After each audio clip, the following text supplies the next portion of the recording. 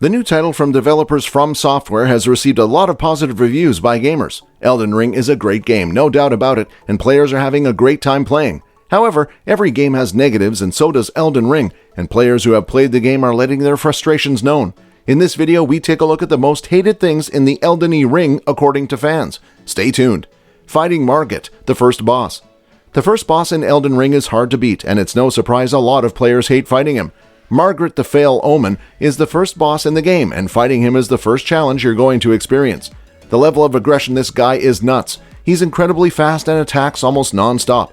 It's especially true when he gets to his second phase and he adds a magic hammer to the repertoire.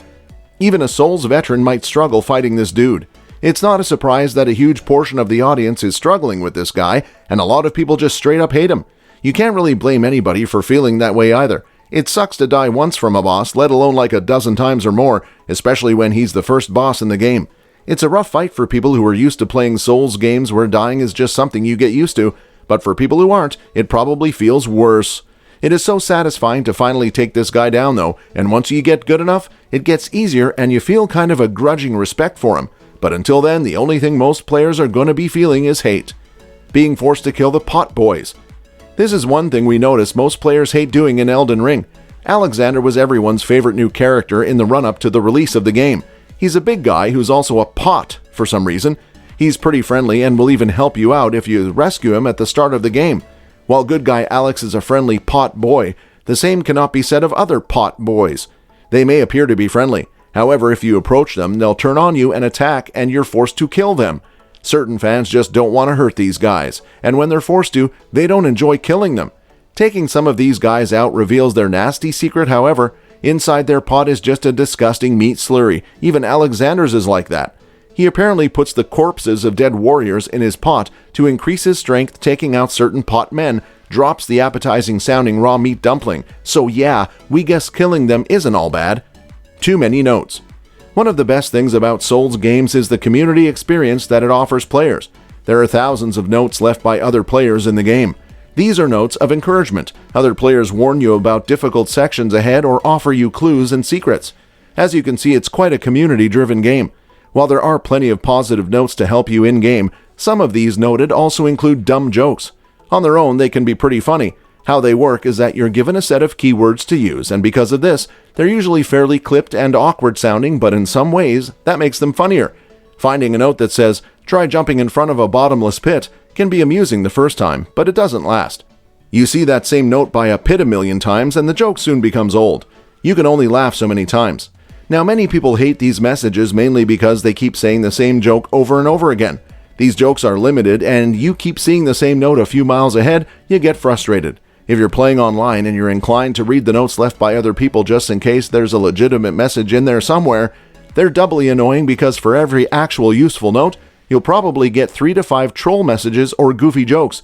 It's kind of a love-hate situation because when you do find something legitimately fresh and you get a good laugh, it's great. But getting another hidden path here message in front of a regular wall, it gets tiresome. Technical issues. Elden Ring's launch was hampered by some technical issues. The issues aren't game-breaking for most people and don't come close to disastrous launches like Cyberpunk 2077, but any technical issues are too many. The game's technical issues are predominantly on PC, where many players are reporting frame rate stuttering. The issues are expected to be fixed sooner rather than later, though it goes without saying that they should have been fixed before launch. Getting teleported to the dungeon. You might already know what we are talking about. Opening a random chest that gets you transported to the Celia Crystal Tunnel is one of the worst moments for any player. It sucks, because you could potentially get sent here basically right after getting into the open world. There's one of these chests in the Dragon-Burnt Ruins not far from the first checkpoint. And this place is tough enough for relatively high-level players, so if you are just starting up, it's brutal. What makes this place so horrible is these nasty centipede men who hit really hard, and they take a lot of hits on top of that, which is bad enough as it is, but they also have one of the all-time worst range of attacks, where they shoot multiple fast-moving spikes that also hit incredibly hard. And to make things extra annoying, they also track you. Not cool.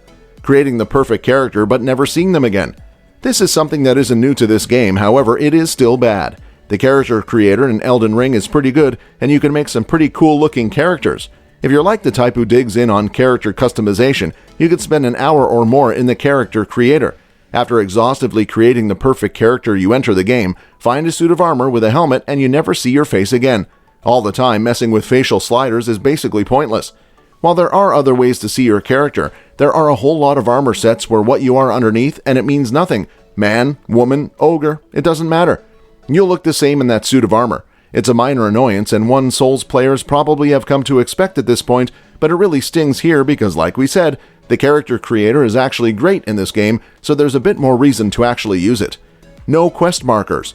This is one thing that many players hate. People who are used to having big quest markers that guide them to the next location are in for a bit of a rude awakening in this game. You are left to figure out for yourself where to go and what to do next. However, NPCs in the game give you a vague clue as to where to go next, which isn't all that bad. Poison swamps. These are yet another feature in the map players hate. You can find one of the biggest poison swamps called Caelid, a place you can access right at the start of the game. But there's one thing that makes it not so bad to deal with. You just ride your spirit steed through it with no danger of getting poisoned. But if you thought the developers were going easy on us, think again. There are multiple other areas where you're forced to go through the poison swamps on foot, and you can't do anything about it. At Poison-Filled Castle, an entire underground area filled with super poison, and maybe the worst of all is this area inside a hollowed-out tree, where you can't even run through the swamp. It's so high. The best you can do is walk and chug potions so you don't die as quickly. Like the basilisks, which we all will talk about soon, this game has maybe the most poison swamps in any form of game ever. Putting messages under ladders. This is more of a pure annoyance than anything else. Like troll messages are plentiful, but they're mostly because of what they say, not because of location. When people put messages at the step of a ladder, they're doing it for one reason and one reason alone: to be annoying.